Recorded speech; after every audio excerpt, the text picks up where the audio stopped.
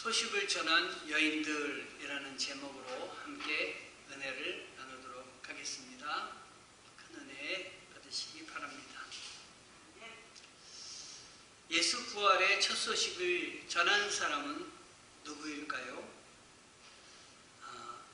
정답을 아는 사람은 쉽게 나오겠지만 정답을 모르는 사람은 아마도 이런 답을 할 것 같아요. 제자들입니다. 당연히 제자가 첫 소식을 전한다는 건 상식적인데 이런 질문을 했다는 것은 제자가 아니기 때문에 이런 질문을 했을 것입니다. 누구일까요?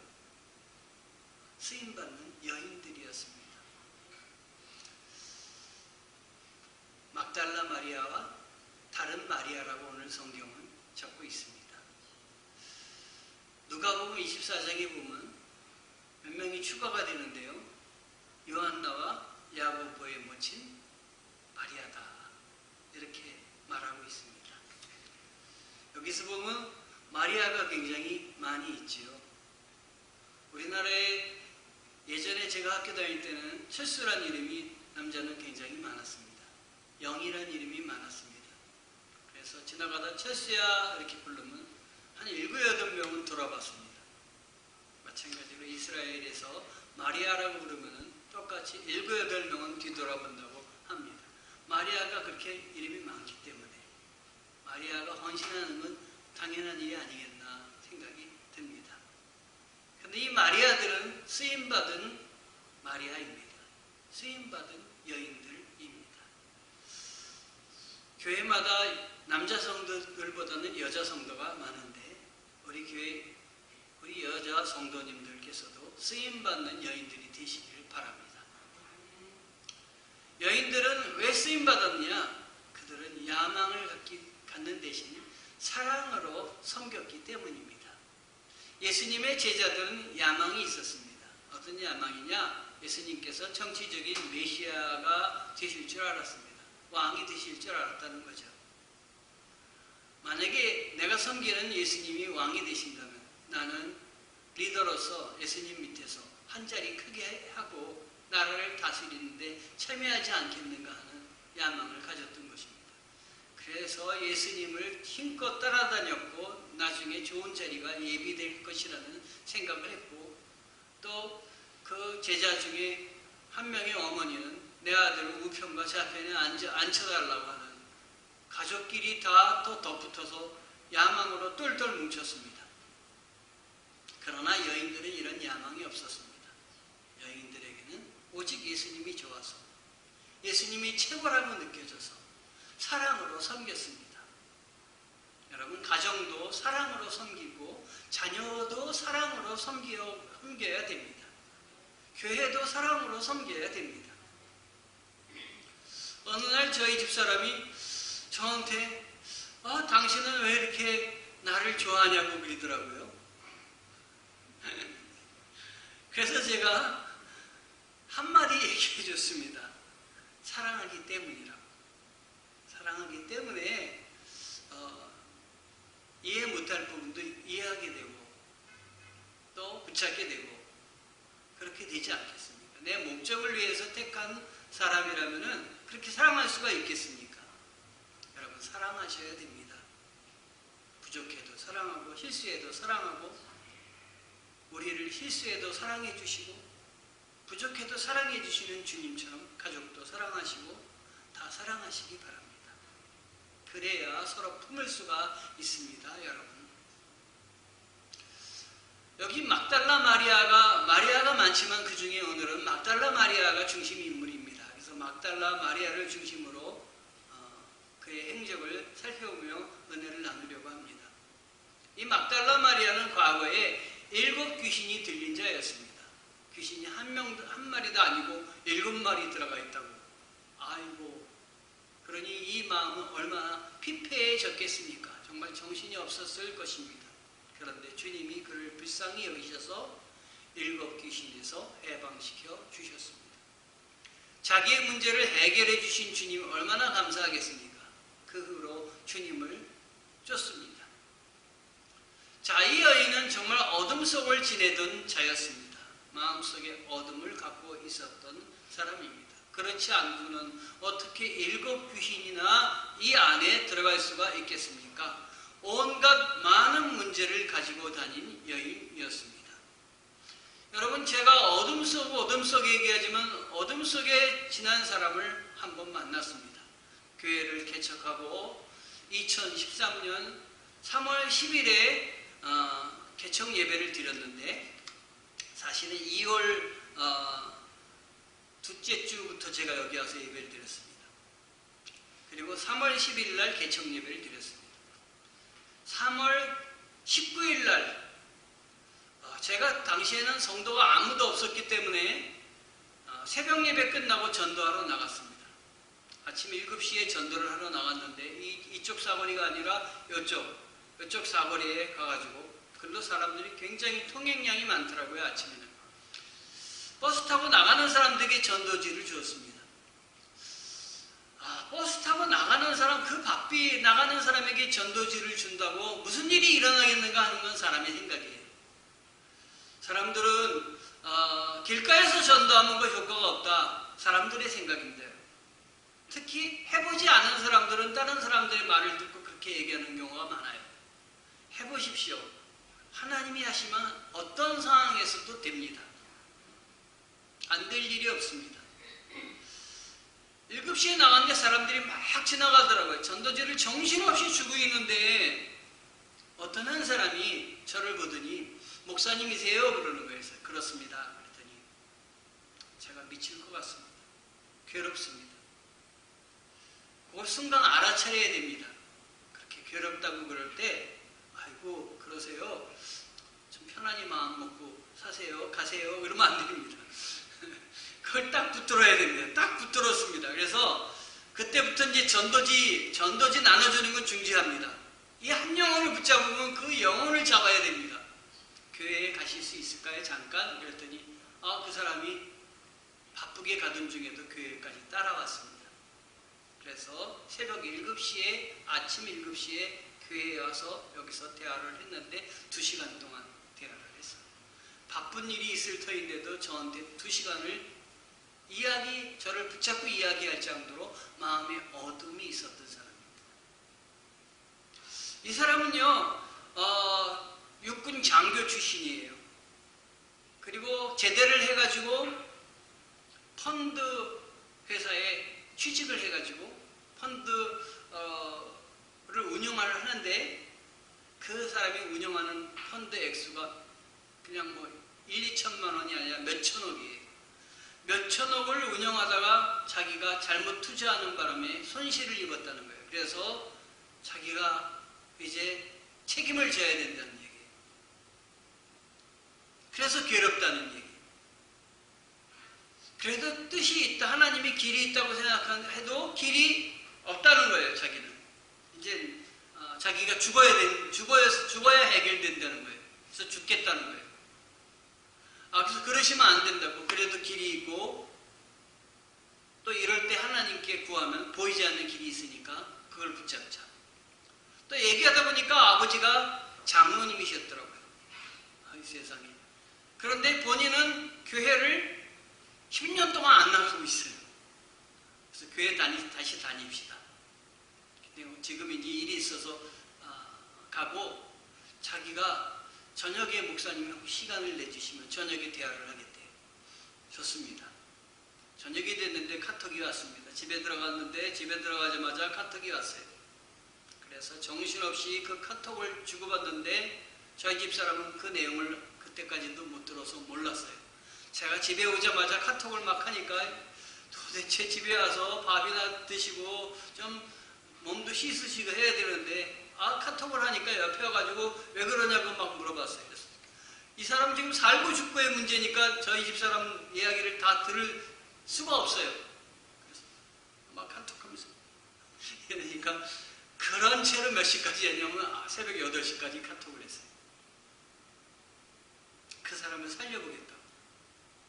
하나님이 그 순간 그 사람에 대한, 영혼에 대한 사랑하는 마음을 저에게 주셨어요. 새벽 8시가 돼서 이제 또 어디 가야 된다고 중지하자고 하면서 하는 얘기가, 만약 오늘 저녁까지 제가 살아있으면 밤새도록 제 얘기를 들어주신 목사님 덕분입니다.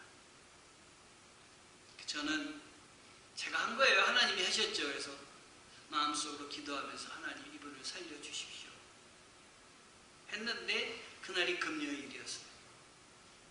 중간에 저 연락이 왔어요. 아직 살아있군요. 저녁에 금요기도에 와가지고 같이 예배를 참여했습니다. 사람 영혼은 쉽게 변하지는 않습니다. 그래도 죽겠다는 그 마음을 거뒀어요. 그렇게 해주신 분은 예수님이라는 것을 언젠가는 알리라고 생각을 합니다. 그 외에는 만나지 못했습니다. 계속 소식은 서로 주고받았지만 어느 땐가부터는 소식도 이렇게 주고받지 못했는데 오늘 아침에 그분 생각이 갑자기 났어요. 그리고 그분 이름도 제 마음속에 누구라는 게 떠올랐습니다. 여러분에게는 밝히지 않겠지만 여러분 생각하시고 이런 분이 있었다는 것, 우리 주위에 어둠 속을 지나는 사람들이 많이 있다는 것, 그분뿐만 아니라 우리 자신도 여기 말씀을 전하는 저도 내 마음속에 어둠을 갖고 있었다라는 것, 우리는 고백하지 않을 수가 없습니다. 그렇지만 이 어둠 속에 있는, 어둠 가운데 있는 그 어둠이 죄 때문에 생기는 어둠, 보통 그렇게 많은데 우리들을 만나주시는 하나님이십니다. 뉴턴이라는 사람이 있었는데 노예를 사고 파는 노예 선장을 운영하는 사람이었는데 노예를 아주 악랄하게 잡아다가 많은 이익을 남기고 팔던 사람이었는데 예수 그리스도를 만났어요. 자기가 얼마나 나쁜 일을 했다는 걸 알게 되고 회개를 했습니다. 예수님이 그 마음속에 임해 주셔서 그가 회개하고 목사가 됐습니다. 나 같은 사람을 만나 주시다니. 나는 평생 목사 가운을 입고 내가 하나님의 목사다라고 나타내고 나는 목회를 못하겠습니다. 그래서 그는 평생 목사 가운을 입지 않았다고 해요. 뉴턴은 참 하나님이 함께한 사람이었는데 그가 작시한 찬송가에 되어 있습니다. 나 같은 죄인 살리신 그 큰의 놀라워 아시죠? 그 찬송이 찬송가에 있습니다. 막달라 마리아로 다시 돌아가서 막달라 마리아 외에도 몇 명이 더 그 무덤 현장에 와 있었는데 마태복음 27장 56절에 보면 그 중에는 막달라 마리아와 또 야고보와 요셉의 어머니 마리아와 또 세베대의 아들 어머니도 있더라. 그 외에 여러 명의 마리아와 또 여인들이 와 있었습니다. 예수 섬기는 일에 그들은 앞장섰습니다. 이른 새벽에 막달라 마리아가 무덤에 갔습니다. 막달라 마리아는 왜 이른 새벽에 무덤에 갔을까요? 왜 그는 무덤으로 갈 수 있었을까요? 또 가야만 했었을까요? 무덤에 가면 어떤 성공이 기다리고 있기 때문에 무덤에 갔습니까? 아니면 무덤에 가면 예수님의 옷자락을 만진 자도 나음을 입었기 때문에 막달라 마리아가 어떤 병을 치유받기 위해서 무덤에 아침에 갔습니까? 아니면 무덤에 가면 어떤 이익이 있기 때문에 거기 갔습니까? 예수님의 시신을 닦아주기 위해 그리고 예수님의 그 향유를 가지고 가서 예수님의 몸을 이렇게 단장해 드리기 위해 아침에 갔다고 우리는 알고 있습니다. 그런데 그 마음 중심에는 예수님을 사랑했기 때문에 이 막달라 마리아는 무덤으로 갔던 것입니다. 더 큰 것은 예수님이 자신을 알아주셨기 때문에 그는 이 무덤을 아침에 갔습니다. 이 새벽에 찾지 않는 그 새벽에 갔습니다. 이 막달라 마리아는 예수님이 가시는 곳은 어디든지 다 따라다녔던 사람입니다. 제자들도 어디든지 따라다녔지만 제자들은 자기들의 목적이 성취되지 않을 것을 알고 예수님이 십자가에 달리실 때 모두 다 도망을 가고 말았습니다.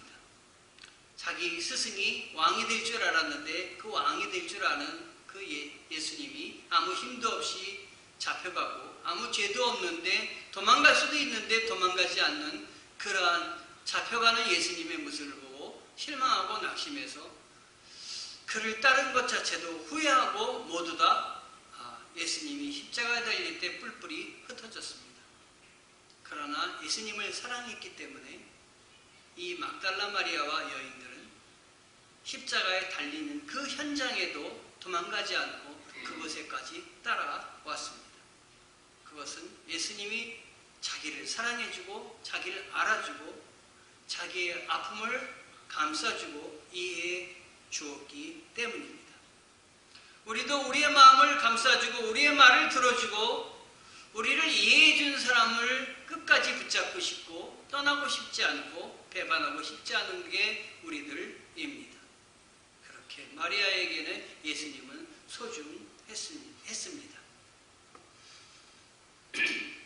예수님의 무덤, 이 무덤은 아리마대 요셉이 사내들인 공의의 회원이 자기가 죽으면 자기의 시신을 묻을 장소를 미리 마련했던 장소입니다. 왜 예수님이 아리마대 요셉의 무덤에 장사를 지낼 수 있었을까 하는 것은 아리마대 요셉이 자기의 모든 것들을 내놓고 가서 예수님의 시신을 달라고 요청을 했기 때문이기도 합니다. 이것은 대단한 일입니다. 왜냐하면 사내들인 공의의 회원으로 이거를 가서 요청한다고 하는 것은 자기의 지위를 모두 잃을 수도 있다고 하는 것입니다. 그러나 그는 마지막에 예수님을 믿는 자기의 믿음을 저버릴 수가 없었습니다. 그래서 예수님을 그곳에다 모시고자 했습니다. 또 하나는 아리마대 요셉이 준비한 무덤이 예수님이 달리신 십자가와 가장 가까이 있었습니다. 그래서 그것에 예수님을 모셔다가 쉽게 안장해 드릴 수가 있었던 것입니다. 어떤 책에 이런 내용이 있는 것을 제가 읽고 참 은혜가 되었습니다. 그 예수님이 무덤에 갇힐 때 그 무덤, 아리마대 요셉이 준비한 무덤에 대해서 쓴 글이었는데 이런 글이 쓰여져 있었습니다. 어두움과 절망의 그림자가 입맞춤하던 아리마대 요셉의 무덤 속에 생기가 흘렀다.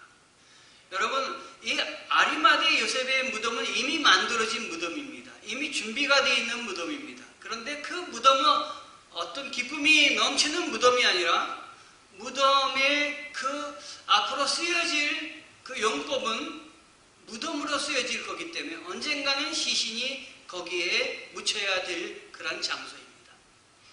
그러니까 그 아리마대 요셉이 준비한 무덤은 늘 어둠과 절망의 그림자가 깃든 그걸 입맞춤 하던이라는 표현으로 멋지게 표현했는데 거기엔 늘 절망과 어둠이 멈추고 있고 그 모습이 배어있던 무덤이었습니다. 그런데 그 무덤에 예수님의 시신이 들어가는 순간 죽음으로 끝나는 것이 아니라 부활로 이어지는 무덤이 된 것입니다. 무덤 속에 생기가 흘렀다. 혹시 우리의 삶이 이러지 않나 한번 생각을 해야 되겠습니다. 해볼 필요가 있겠습니다. 어둠과 절망이 우리 안에 있다면 늘 우리 안에는 그 그림자가 입맞춤하며 생기가 하나도 없는 인생을 살고 있는 것이 우리가 아니겠는가. 어둠과 절망을 우리에게서 떨쳐버려야 되는데 떨쳐버릴 방법이 없습니다. 떨쳐버려야 되는데 방법이 없고 죽음으로 끝나는 것입니다. 그때 예수님이 들어오신 것입니다. 그 무덤 속에 생기가 넘치는 것입니다. 생기가 흘러 넘치고 무덤이 변한 무덤으로 끝나는 것이 아니라 무덤이 아니라 부활의 장소로 바뀌게 되는 것입니다. 예수님이 계신 공간, 그것은 생명의 공간입니다. 그것이 죽음이라 할지라도 지옥이라 할지라도 그것은 지옥이 아니라 생명의 공간이며 죽음이 아니라 희망의 공간입니다. 마가의 다락방이 그렇습니다. 마가의 다락방은 외부와 단절되고 폐쇄된 곳입니다. 그러나 성령이 강림하고 예수님께서 함께 하심으로 말미암아 그 다락방은 좁은 곳이 아니라 넓은 곳이었고 성령이 충만한 장소였습니다. 에스겔 골짜기의 마른 뼈들은 정말 그 마른 뼈이며 폐허가 된 죽음만이 남겨있는 황량한 곳입니다. 그러나 거기에 생기가 떨어졌을 때 이 마른 뼈들이 움직여서 근육이 되고 군대가 되었던 것입니다. 우리 자신이 마른 뼈같이 그리고 죽음의 그림자가 엄습하는 그러한 환경과 그러한 상황 속에 놓여 있다 할지라도 우리 안에 예수 그리스도와 성령께서 들어오신다면 움직일 것입니다. 변화가 될 것입니다. 희망이 샘솟아 날 것입니다. 삼위일체 하나님의 기운, 생기가 우리 안에 흐르기를 원합니다. 그럴 때 우리가 있는 처소가 살아있는 공간이 됩니다. 여러분이 서 있는 것, 여러분이 앉아 있는 것, 우리가 서 있는 교회가 음산하고 죽음의 그림자가 더 씌워진 곳이 아니라 살아있는 주님이 움직이시고 함께하는 공간이 되기를 원합니다. 주님을 만나면 그렇게 변화가 될 수 있습니다. 내가 살고 있는 환경, 무덤 같을지라도 예수님의 부활이 그 자리에 있다면 믿음이 연약하고 방황하더라도 주님을 향한 사랑과 소망이 흔들려서는 안 됩니다. 주님이 나와 동행하시고 나를 택해 주셨으므로 내가 가는 길에 주님이 함께 하신다. 내 앞에 주님이 도와주신다. 믿으셔야 되는 것입니다. 바울은 그래서 이렇게 고백을 했습니다. 그런 주님을 만났습니다. 다메섹 도상을 가다가 부활하신 주님을 만났습니다. 그리고 그 부활하신 주님의 은혜가 그 안에 들어왔고 부활을 알게 되었고 확신하게 되었고 부활 신앙을 가지고 뛰어갈 수 있게 되었는데 그 이후로 이렇게 고백하고 있습니다. 사방으로 우겨쌈을 당해도 쌓이지 아니하며 답답한 일을 당하여도 낙심하지 아니하며 박해를 받아도 버림받지 아니하며 거꾸로 뜨림을 당하여도 망하지 아니한다.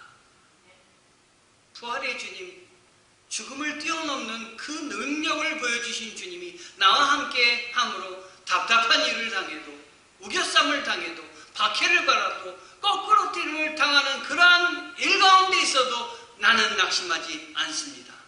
주님을 붙들고 말씀을 붙잡은 사람의 삶의 모습입니다. 부활의 주님을 만났기에 이러한 결단을, 이러한 고백을 할 수가 있습니다. 그래서 그는 오히려 자기가 연약할 때 더 주님을 덧입게 되고 연약할 때 내 힘으로는 할 수 없지만 주님의 능력을 사모하게 되고 주님의 은혜를 붙잡게 되어서 내 능력이 약한 데서 더 온전하여 짐이라 이렇게 고백을 하고 있습니다. When I am weak, then I am strong. 내가 약한 그때 오히려 주님께서 함께해 주시니 주님을 붙잡게 되니 나는 강해집니다. 여러분 약할 때 약함을 자랑하게 하시고 약함 속에 주님을 붙잡으시는 여러분 되시기를 바랍니다. 우리는 여인들을 통해서 부활의 신앙을 배워야 되겠습니다. 그 첫 번째는 뭡니까? 예수님에 대한 변함없는 마음을 갖고 살았다고 하는 것입니다. 변하지 말아야 됩니다.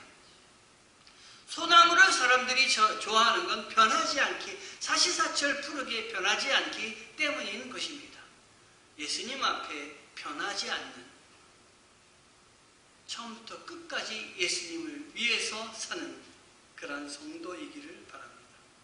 제자들은 모두 도망갔습니다. 그렇게 따라다니고 그렇게 예수님이 가시는 곳 어디든지 가겠다고 했던 그들이었지만 십자가 앞에서 모두 다 도망을 가고 말았습니다. 그나마 베드로는 십자가 앞에까지 따라갔다가 내가 예수님과 함께 있던 자 아니냐 하는 지적을 받고 아니라고 무슨 말을 하냐고 그러고 그 역시 도망을 갔습니다.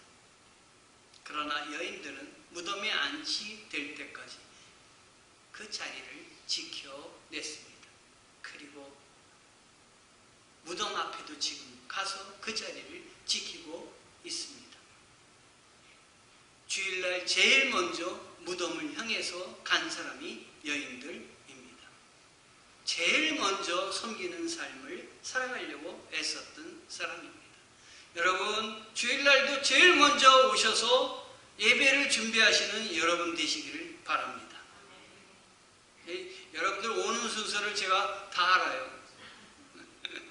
누가 먼저 오고 누가 제일 나중에 오는지, 누가 뛰어오고 누가 조용히 와서 기도하고 있는지 잘 압니다. 제 마음속에 있는 그 순서를 좀 바꿔주세요.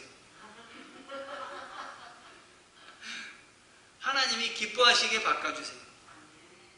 그냥 마지못해 그냥 달 초제듯이 와서 앉아있지 마시고 미리 한 여유있게 30분 전에 오시는 분이 한 분 계세요. 참 은혜스럽게 보여요. 딱 오셔서 기도하시고 조용히 하시고, 그리고 하나님의 말씀, 오늘 받을 은혜를 생각하시고 하면 하나님이 얼마나 좋아하시겠어요. 제일 먼저 섬기는 삶. 저는 이 무덤 앞에 왔을 때 참 묵상을 하면서 은혜를 많이 받았어요. 여러분, 우리나라의 무덤과 달라서 여러분도 아시겠지만 무덤 앞에 동굴 같은 데다 시신을 넣고 앞에다가 큰 돌을 막잖아요.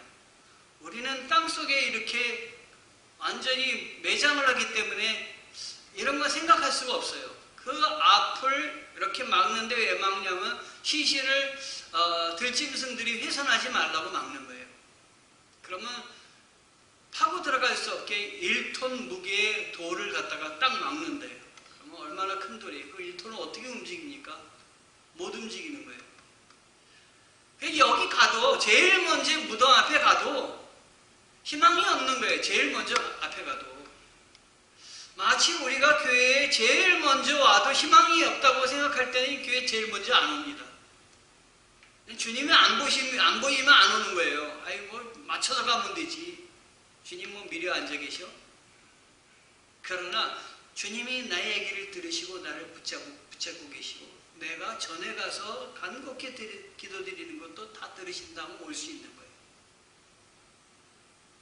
근데 놀랍게도요, 제일 먼저 무덤에 갔는데 하나님이 그들이 떠날 때부터 하나님이 보고 계셨다는 거예요. 무덤을 향해서 떠날 때, 무덤 가서 도착할 때쯤 제대로 오고 있네? 하나님이 그런 게 아니라 쟤네들이 지금 목적을 가지고 무덤을 향해서 가고 있네? 내가 열어놔야 되겠다. 열어놓으시는 거예요. 그렇지 않고는 거기 가서 목적을 완수할 수가 없는 거예요. 자기 거기 가서 사람 부르고 크레인 부르고 이건 힘들 없으니까 그래가지고 이걸 열어놓고 들어가려고 그러면 시간 걸리는데, 우리 하나님은 하나님을 향해서 이미 움직이면 그 움직이는 걸 보시는 거예요. 하나님이 그걸 보고 여기 필요하구나, 이게 있어야 되겠구나 갖다 놓으시는 거예요. 이미 다 아세요, 하나님. 여러분, 그런 믿음을 가지시기 바랍니다. 그러니까 먼저 섬기세요. 먼저 하나님 앞에 헌신하세요. 부족한 거 없나? 헌신하세요. 하나님이 다 갚아주십니다. 다 갚아주세요.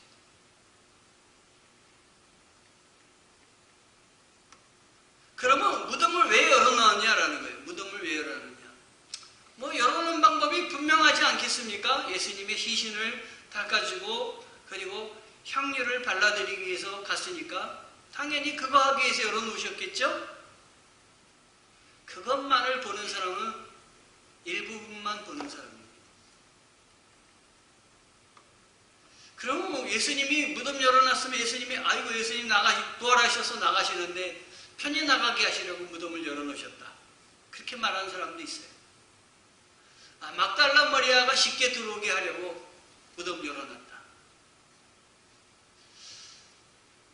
예수님 막달라 마리아로 하여금 이 부활의 현장에서 주님을 만나게 하시려고 무덤을 열어놓은 겁니다. 예수님이 부활한 자리에 뭐가 없었냐면 시신이 없었습니다. 그런데 세마포가 이렇게 그 앞에 그냥 놓여 있었어요. 몸만 나간 거예요. 예수님의 시신을 훔쳐갔다면 예수님을 옷을 벗겨가지고 거기다 놓고 훔쳐가지는 않았을 거예요. 그러면 옷만 거기 있고 뭐뭐 없어졌다는 건 뭘 말하는 거냐면 부활했다는 걸 이야기하는 것입니다. 그 증거를 지금 보여주는 것이에요. 고난의 자리입니다. 슬픔의 자리입니다. 이 무덤. 그러나 슬픔의 자리, 고난의 자리지만 거기 갔을 때 그것은 슬픔과 고난으로만 끝나는 것이 아니라 부활의 자리가 되었습니다. 부활의 자리를 만나게 되었습니다. 죄의 자리에 있을 때 죄의 자리는 죄의 자리로 끝나는 것이 아니라 은혜를 품는 자리가 되어야 되겠습니다. 그래서 사도 바울은 죄가 많은 것에 은혜도 넘친다라고 이야기를 했습니다. 그렇다고 은혜를 많이 받으려고 죄를 많이 져야 되느냐? 그건 아니다라고 했습니다. 죄의 자리지만 하나님을 붙잡으면 은혜를 품는 자리가 되는 것입니다. 고난의 자리지만 우리 주님을 붙잡으면 부활의 자리가 되는 것입니다. 어떤 자리가 중요한 게 아니라 누구를 붙잡느냐가 중요한 것입니다. 주님을 붙잡으면 그 자리가, 그 환경이 변화가 됩니다. 이들은 계산하지 않는 사랑을 갖고 있었습니다. 어떤 대체 없는 사랑을 갖고 있었어요. 그래서 따져보거나 계산하거나 나의 목적에 이익이 되느냐 되지 않느냐 그건 따지지 않았습니다. 그냥 주님이 좋았기 때문에, 주님을 사랑하기 때문에 앞뒤 가리지 않고 달려갔던 것입니다. 우리 주님 앞엔 그렇게 좀 살았으면 좋겠습니다. 내 이익과 뭐 얼마나 내 걸 챙긴다든가 그렇게 하고 사랑하는 게 아니라 주님이 날 사랑해 주셨기 때문에, 주님이 나한테 계산하지 않고 다 주셨기 때문에 나도 주님 앞에 계산하지 않고 어떤 주님이 대책을 세우시고 우리를 사랑하신 것이 아니니까 우리도 어떤 대책을 갖고 사랑하지 않고 그냥 온전히 주님을 따라가는 그러한 온전한 믿음 갖고 살았으면 좋겠습니다. 전 미련맞게 그렇게 살았으면 좋겠습니다. 정말 그렇게 살 수 있을까? 이 여인들의 모습이 그런 모습이었던 것 같아요. 왜 여기다 이 여인들을 부르셨나? 향유도 바르게 하시고 부활도 보게 하시려고 했지만 진짜 말씀을 듣게 하시려고 그들을 불러놓은 것입니다. 그 말씀이 뭡니까? 마태복음 28장 5절 말씀입니다. 그가 여기 계시지 않고 그가 말씀하신 대로 살아나셨느니라.